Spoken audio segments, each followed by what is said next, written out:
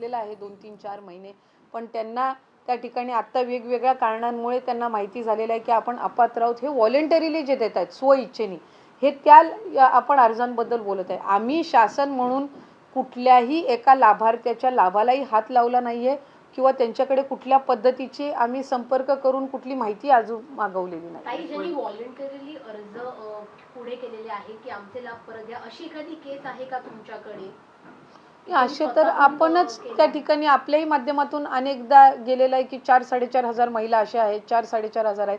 आमचा हा आकडा जो रोज 5-10 ज्या महिलांचा आहे ह्यांनी अर्ज येतात त्या ह्यांनी हे होतोय, तो रोज बदलत राहतो. आता साधारणपणे 3.5-4 हजार असतील, पण त्या संदर्भातलाही अजून रिफंडिंग असेल त्याची किंवा ते पैसे परत घेणं असेल, ही प्रक्रिया काही आम्ही त्यांच्या संदर्भातही अजून केलेली नाही. स्वेच्छेने ज्यांना कोणाला पैसे द्यायचे असतील किंवा जे कोणी अर्ज करतायत त्यांना अर्ज करताना हे पैसे नेमके द्यायचे कुठं किंवा त्या संदर्भात काही विभागाच्या वतीनं तयारी करण्यात आली आहे, काही सिस्टीम लावण्यात आलेली आहे किंवा या ठिकाणी देऊ शकतात स्वेच्छेने? इतर वेळेला जी प्रचलित पद्धत असते की ज्या वेळेला एखाद्या रिफंड होत असतं त्यावेळेला ते शासनाच्या तिजोरीमध्ये जात असतं आणि त्याच्यामध्ये ट्रेजरी डिपार्टमेंट जे असतं नियोजन किंवा आपलं तो जो विभाग आहे तो आम्हाला महिला व बालविकास विभागाला ज्या पद्धतीनं त्यातल्या सूचना देतील की त्याच्यासाठी ते कुठली विंडो आम्हाला उपलब्ध करून देतील की शासनाच्या तिजोरीमध्ये ती रक्कम यावी आणि मग ती वेगवेगळे जी काही लाभाच्या योजना असतील किंवा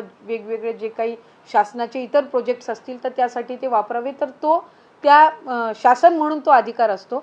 तर ती जी विंडो आम्हाला उपलब्ध करून देतील त्या पद्धतीने ती प्रक्रिया होईल. पण अद्याप तरी ज्यांनी व्हॉलेंटरीली आमच्याकडे अर्ज दिलेले आहेत त्यांच्या संदर्भातली पण ही प्रोसिजर अद्यापही सुरू झालेली नाही. पैसे रिटर्न दिलेत का? हे साधारणपणे अर्ज दिलेले आहेत, ॲप्लिकेशन्स दिलेले आहेत, त्याच्या संदर्भातली त्यांनी कारणं जोडलेली आहेत आणि त्या संदर्भातलं जे काही स्क्रुटिनी आहे ते स्थानिक पातळीवर सुरू आहे. आणखी एक मुद्दा होता जर आपण त्यावर बोला. घराचे गोगावले यांचा एक वक्तव्य असं आलेलं आहे ज्याच्यात ते म्हणतायत की अदिती तटकरे यांना आम्ही जिंकूनच आणायला नको होतं, म्हणजे पालकमंत्र्यांचा वाद जो सुरू आहे तो उद्भवलाच नसतो.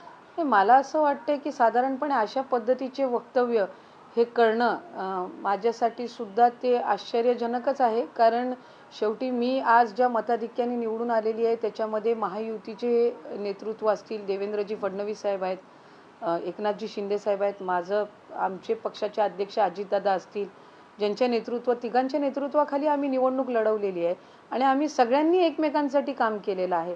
एकमेकांसाठी जर कामच केलं नसतं तर इतकं मताधिक्य किंवा इतकं मॅन्डेट हे महायुतीला मिळालंच नसतं. शेवटी घटक पक्ष म्हणून आम्ही एकमेकांसाठी काम केलेलं आहे. महायुतीचा उमेदवार निवडून यावा ह्यासाठी आम्ही सगळ्या पक्षांनी, राष्ट्रवादी काँग्रेस पक्ष असो, शिंदे साहेबांच्या नेतृत्वाखाली शिवसेना पक्ष असो किंवा भारतीय जनता पक्ष असो किंवा RPI असो, आमचे घटक पक्ष असो, आम्ही सगळ्यांनी एकजुटीने काम केलेलं आहे आणि म्हणून आज आम्ही 237 जे काही मॅन्डेट आहे ते महायुतीला त्या निमित्ताने मिळालेलं आहे. त्याच्यामुळे आता त्याचं मूल्यमापन करणं, आता 5 वर्षांनी ज्या वेळेला निवडणुका येईल त्यावेळेला त्या संदर्भातलं जे काही मूल्यमापन ते आहे ते होईल. आता आम्ही सगळेजण निवडून आलेलो आहे आणि आम्हाला पुढची 5 वर्ष एकत्रितपणाने काम करायचं आहे. कुठेही शासनाचं, महायुतीचं नाव खराब होणार नाही.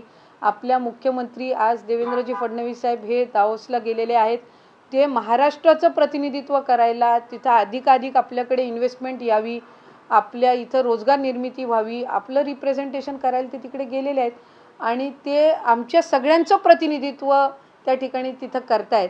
आणि अशा वेळेला आम्ही कुठल्या वेगवेगळ्या गोष्टींच्या संदर्भातले काही कुरघोड्या आणि मूल्यमापन करून काय झालं, काय होऊ शकलं असतं ह्या संदर्भातल्या खटाटोपमध्ये पडण्यापेक्षा आपल्याला पुढच्या 5 वर्षांमध्ये राज्याला पुढं न्यायचं आहे, महायुतीच्या सरकारच्या माध्यमातून न्यायचं आहे. मला वाटतं त्या विषयाला जर आपण जास्ती महत्त्व दिलं आम्ही, तर मला वाटतं निश्चितपणाने ते योग्य राहील. आम्हाला इतक्या मोठ्या पद्धतीनं लँडस्लाईड विक्ट्री लोकांनी दिलेली आहे. शेवटी जनतेसमोर आपण काय उदाहरण ठेवतोय, जनतेला कुठेही वाटायला नको की बाबा यांना आपण का निवडून दिलं, या गोष्टीचा आम्ही जास्त विचार करणं गरजेचं आहे. याच्यामागची कारणं काय आहेत ही आपल्यापर्यंत पोहोचली आहेत का? सरकार